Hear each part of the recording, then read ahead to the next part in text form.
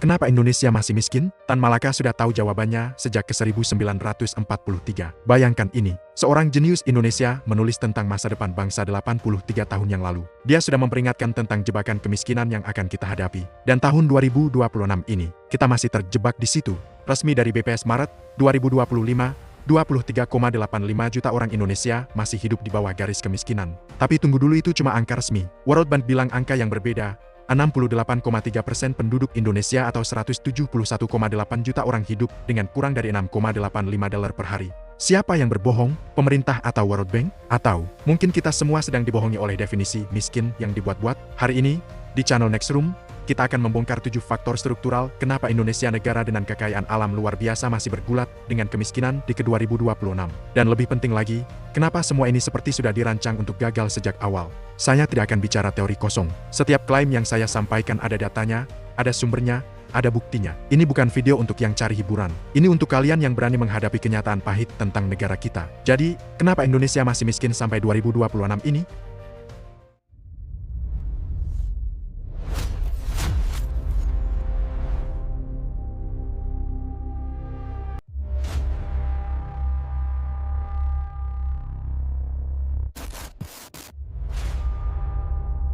Mari kita mulai dari yang paling mendasar.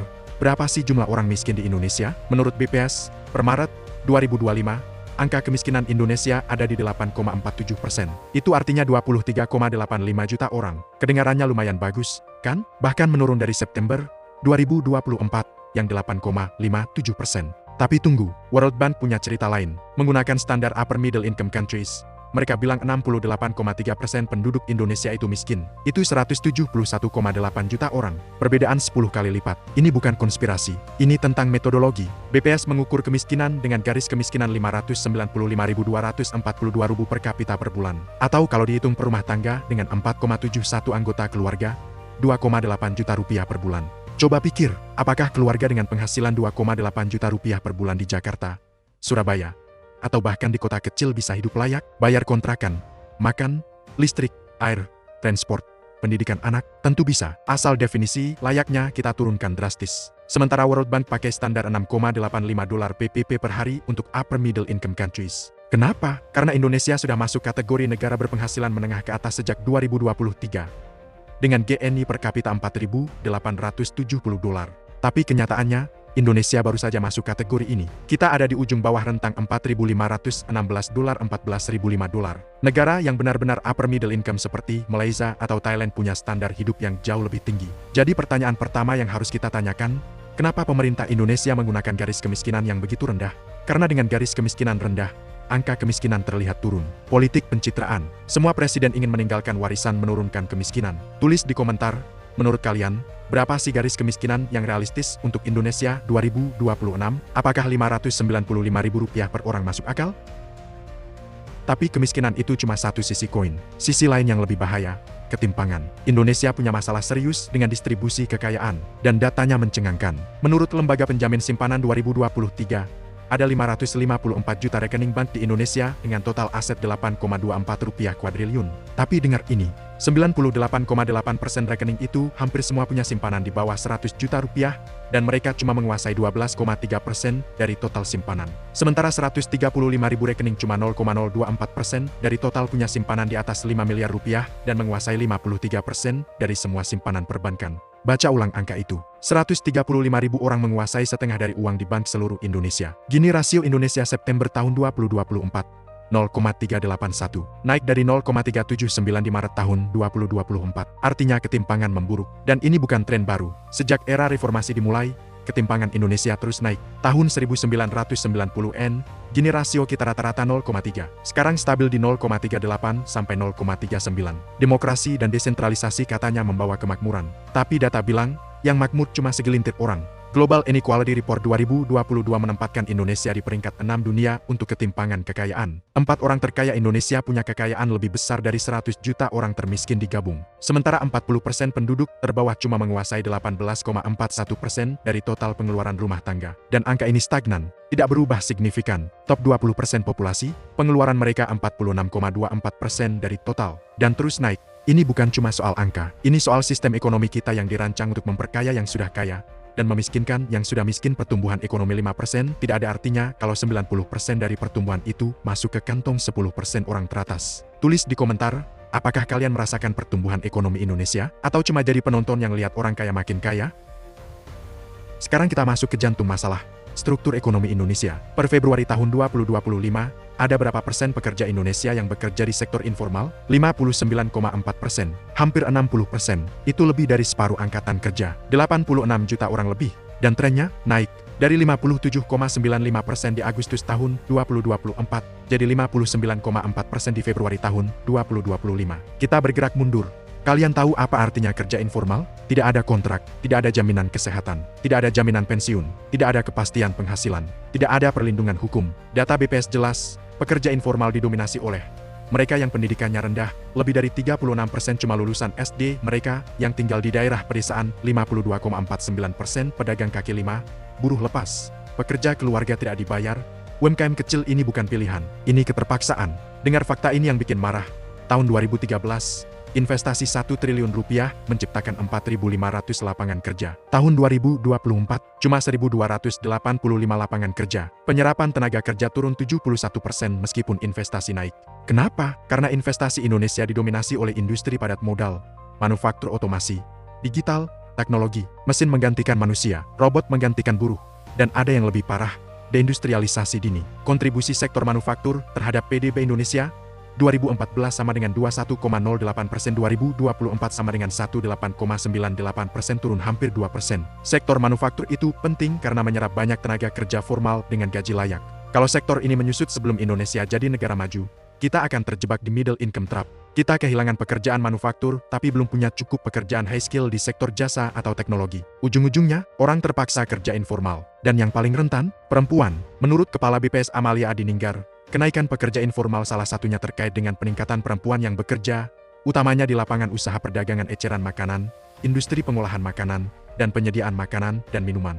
Perempuan, dengan akses pendidikan terbatas, tanggung jawab domestik, masuk ke sektor informal yang paling rentan dan bergaji paling rendah. Ini bukan statistik, ini nyawa manusia. Ibu-ibu yang jualan gorengan di depan rumah, bapak-bapak yang jadi buruh lepas di proyek, anak muda yang jadi ojek online 12 jam sehari tanpa jaminan apapun. Tulis di komentar, berapa banyak dari kalian atau keluarga kalian yang bekerja di sektor informal? Share pengalaman kalian.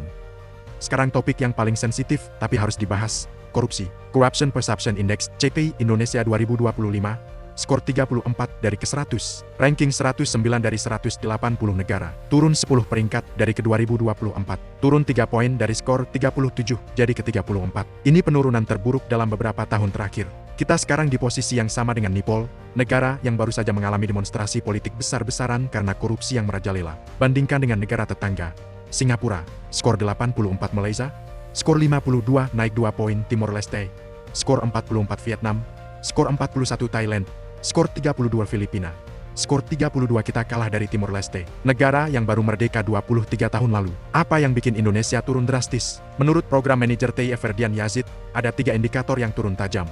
IMD World Competitiveness Yearbook, turun dari 45 ke 26 poin. Borusman Foundation Transform Index, turun dari 39 ke 30 poin. POCA Risk Guide, turun dari 38 ke 34 poin. Ini semua indikator tentang kualitas institusi, kualitas tata kelola pemerintahan, kualitas penegakan hukum, kualitas iklim bisnis, dan semuanya memburuk.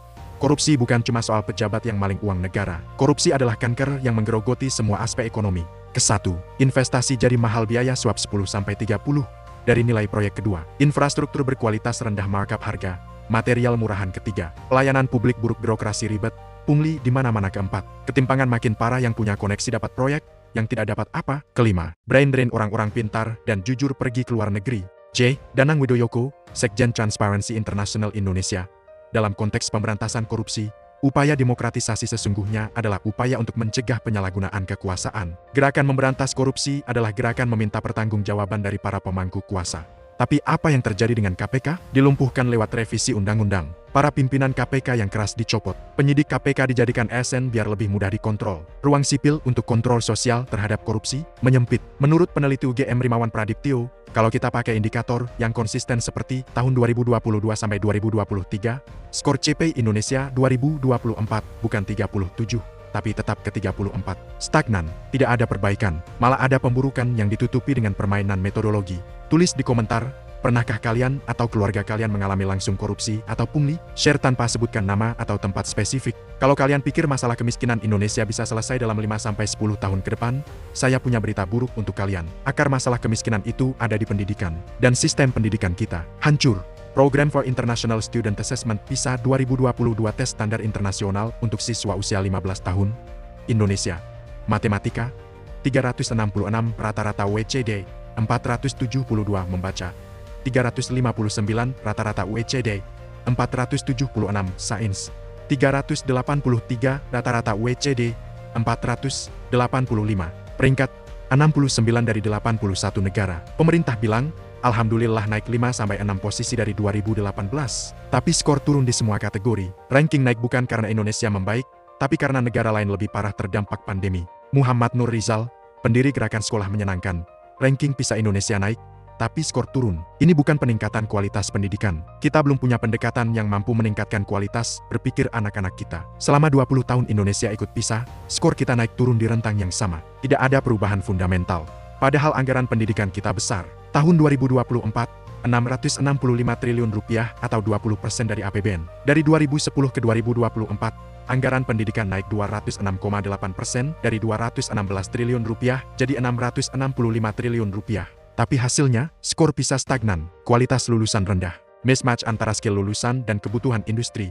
Human Capital Index, HCI World Bank 2020, Indonesia skor 0,54, peringkat 96 dari 175 negara. Artinya, anak yang lahir di Indonesia hari ini hanya akan mencapai 54% dari produktivitas potensial optimalnya saat dewasa nanti. Setengah dari potensi mereka terbuang karena sistem pendidikan dan kesehatan yang buruk. BPS data Agustus tahun 2024. 36% lebih angkatan kerja cuma lulusan SD, hanya 10% yang berpendidikan tinggi. Ini kenapa sektor informal mendominasi? Ini kenapa upah rendah?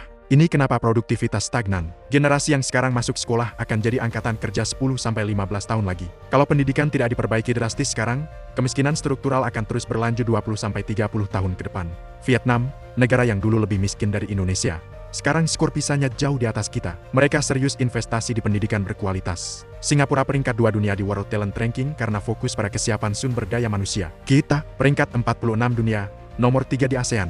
Gamal Albin Said, anggota DPR fraksi PKS, capaian nilai PISA kita tertinggal jauh dari rata-rata OECD dan ASEAN. Kita perlu fokus dari schooling ke learning dari sekedar anak masuk sekolah jadi anak belajar dengan efektif.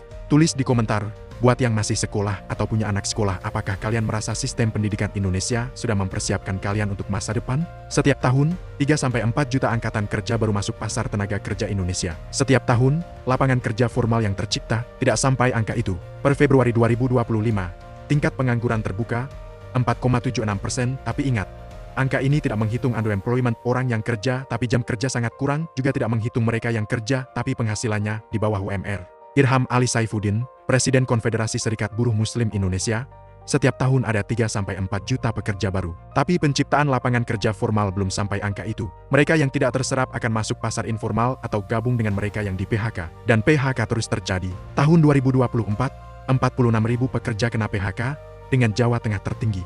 Investasi asing naik, tapi penyerapan tenaga kerja turun. Total investasi 2024, 465,2 triliun rupiah domestik plus asing Jawa, 229,3 triliun rupiah luar Jawa, 235,9 triliun rupiah investasi sudah mulai merata. Tapi karakternya, padat modal, bukan padat karya. Sektor manufaktur yang harusnya jadi tulang punggung penyerapan tenaga kerja, semakin otomatis. Pabrik-pabrik baru lebih banyak pakai robot dan mesin otomatis. Sektor digital dan startup, mereka rekrut, tapi cuma yang high skill. Lulusan IT, data science, digital marketing. Untuk yang pendidikan rendah, tidak ada tempat. Mismatch antara skill dan demand pasar sangat parah.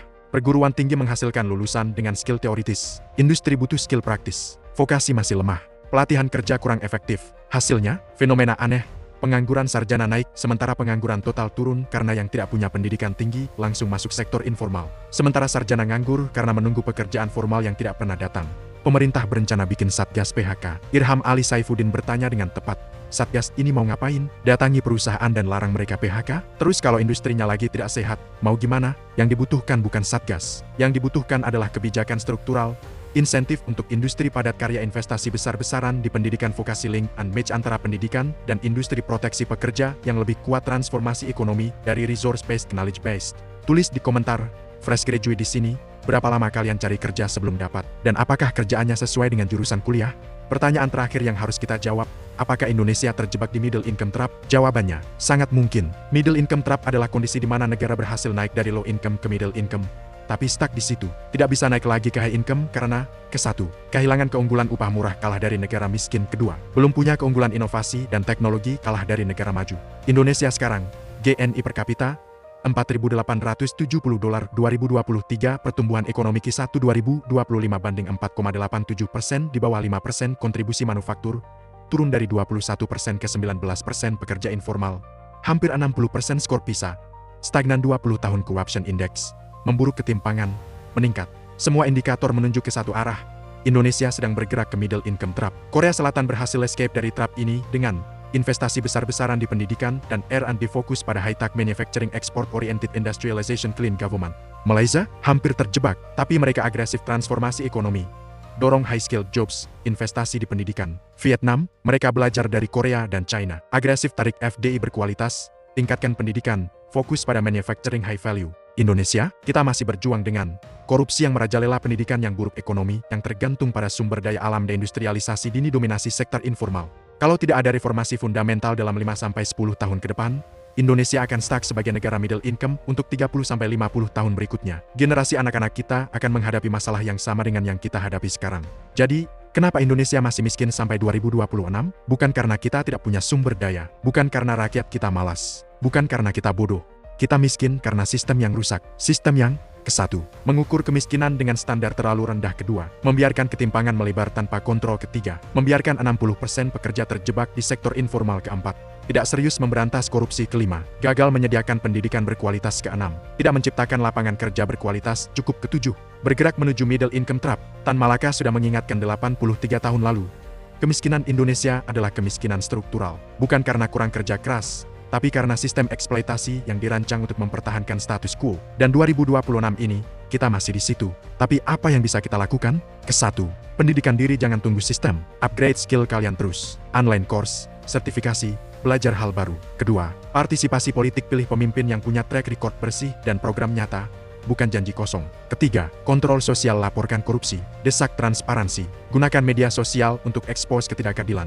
Keempat, support local UMKM lokal, produk lokal, biar ekonomi bergerak di level bawah juga. Kelima, spread awareness, share video ini, diskusiin sama teman dan keluarga. Makin banyak yang sadar, makin besar tekanan untuk perubahan.